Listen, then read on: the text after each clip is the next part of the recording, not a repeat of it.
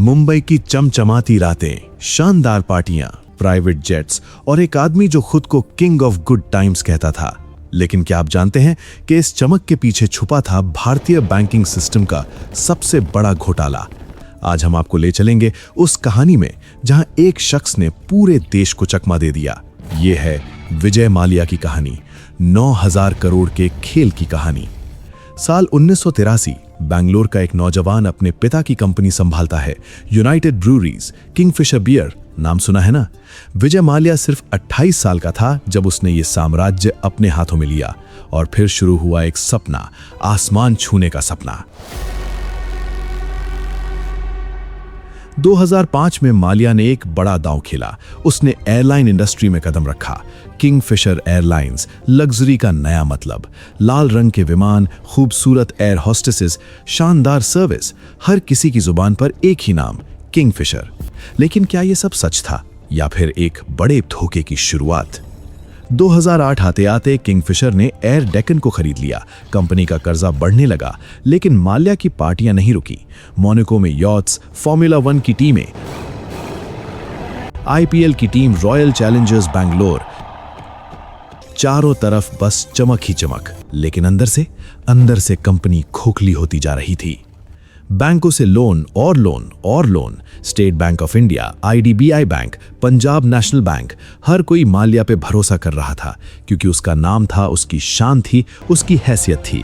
लेकिन क्या किसी ने सोचा कि ये पैसा जा कहां रहा है?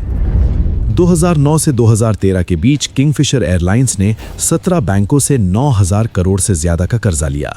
हर बार एक नया वादा, हर बार एक नई योजना, बस थोड़ा और टाइम दीजिए, कंपनी चल जाएगी। बैंक मानते रहे, सरकार चुप रही और माल्या की पार्टियां जारी रहीं।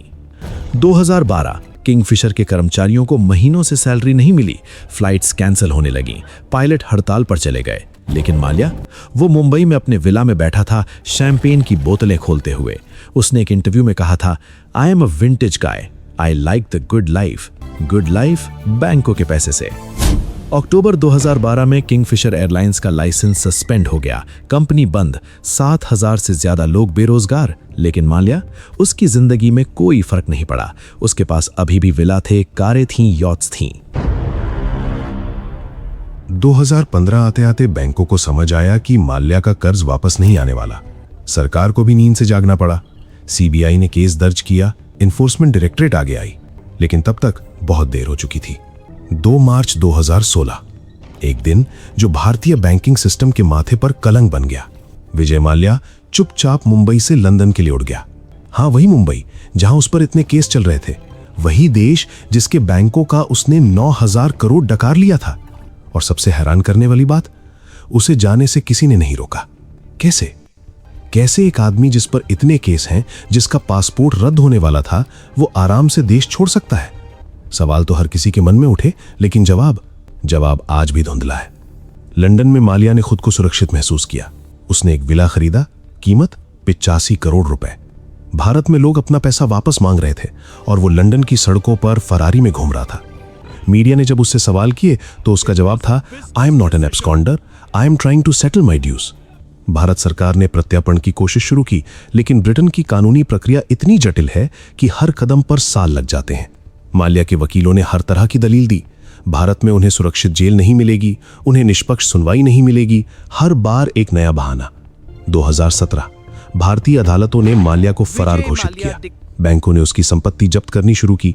बेंगलोर का विला, गोवा का फार्म हाउस, पेंटिंग्स, कारें, सब कुछ नीलाम होने लगा। लेकिन 9,000 करोड़ के सामने ये सब कुछ भी नहीं था। 10 दिसंबर 2018, एक अहम दिन। लंदन की एक अदालत ने फैसला सुनाया कि विजय माल्या को भारत भेजा जा सकता है। उसकी सारी दलीलें खारिज। लेकिन क्या माल्या हार गया? उसने अपील की और खेल चलता रहा। 2020 कोरोना महामारी ने पूरी दुनिया को हिला दिया, लेकिन माल्या, वो अभी भी लंदन में था, आराम से। भारत में उसका नाम तो बदनाम हो चुका था, लेकिन वो खुद सुरक्षित था। ये कैसा न्याय है?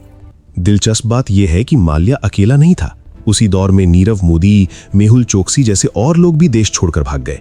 हर बार वही कहानी, बैंकों से कर्ज, फिर धोखा, फिर फरार। लगता था जैसे ये सब एक सिस्टम की नाकामी है। भारतीय बैंकिंग सिस्टम पर सवाल उठे, कैसे इतनी आसानी से कोई 9,000 करोड़ उधार ले सकता है? क्या कोई चेक एंड बैलेंस नहीं है? क्या सिर्फ नाम और शोहरत काफी है? माल्या के केस ने दिखा दिया कि सिस्टम में कितनी खामियां हैं। आरबीआई ने जांच की, पार्लियामेंट्री कमिटीज ने रिपोर्ट्स तैयार की, निष्कर्ष बैंकों ने लापरवाही बरती। माल्या को बिना पूरी जांच के लोन दिए गए। कई बार तो कोलैटरल की वैल्यू भी सही से नहीं देखी गई। ये सब कैसे हुआ? कुछ लोग कहते हैं राजनीतिक दबाव था, कुछ कहते हैं भ्रष्टाचार था। सच जो भी हो, नतीजा सामने है। 2021 ब्रिटिश हाईकोर्ट ने फिर से माल्या की प्रत्यर्पण को मंजूरी दी, लेकिन अब तक 5 साल बीत चुके थे। 5 साल जिसमें माल्या लंदन की आलीशान जिंदगी जी रहा था और भारत में हजारों लोग अपना पैसा गंवा चुके थे। आज 2026 में भी माल्या भारत वापस नहीं आया है। कानूनी लड़ाइयां जारी हैं, हर साल एक नई अपील, एक नई सुनवाई। ब्रिटिश कानून इतना धीमा है कि न्याय का मतलब ही खत्म हो गया है। लेकिन असली सवाल यह है कि माल्या ने सिस्टम को कैसे मात दी? जवाब बहुत सीधा है। उसने सिस्टम की कमजोरियों का फायदा उठाया। पहले बैंकों को अपनी शोहरत दिखाकर लोन लिया, फिर सरकारी तंत्र की धीमी गति का फायदा उठाकर देश छोड़ दिया और आखिर में विदेशी कानून की जटिलता के पीछे छुप गया। यह केस सिर्फ विजय माल्या का नहीं है, यह पूरे सिस्टम की नाकामी की कहानी है, जहां अमीर और ताकतवर लोगों के लिए नियम अलग हैं और आम आदमी के लिए अलग। जहां 9,000 करोड़ डकारने वाला आराम से विदेश में रह सकता है और 10,000 का कर्जदार जेल में सड़ता है। आज भी माल्या कभी कभी ट्विटर पर आता है, कभी क्रिकेट के बारे में लिखता है, कभी अपनी टीम के बारे में।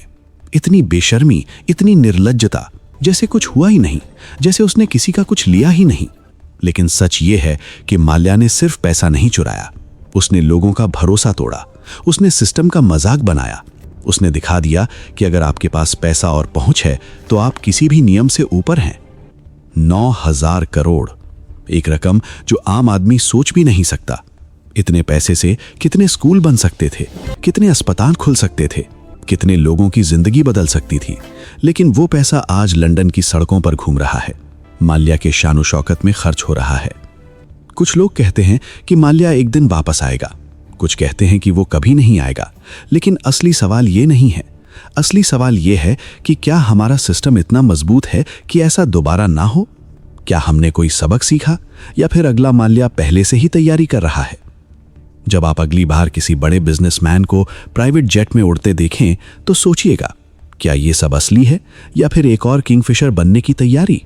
क्योंकि चमक हमेशा सच्चाई नहीं होती, कभी कभी चमक के पीछे सबसे बड़ा अंधेरा छुपा होता है।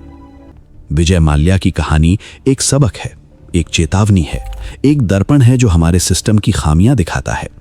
सवाल यह है कि क्या हम इस दर्पण में झांकने की हिम्मत रखते हैं या फिर हम आंखें बंद करके यही मान लेंगे कि सब ठीक है।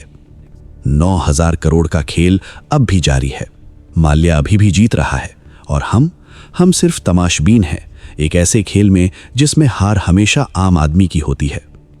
याद रखिए, जब सिस्टम कमजोर होता है तो माल्या जैसे लोग पैदा होते हैं, और जब तक हम अपने सिस्टम को मजबूत नहीं बनाएंगे तब तक ये कहानी बार बार दोहराई जाएगी।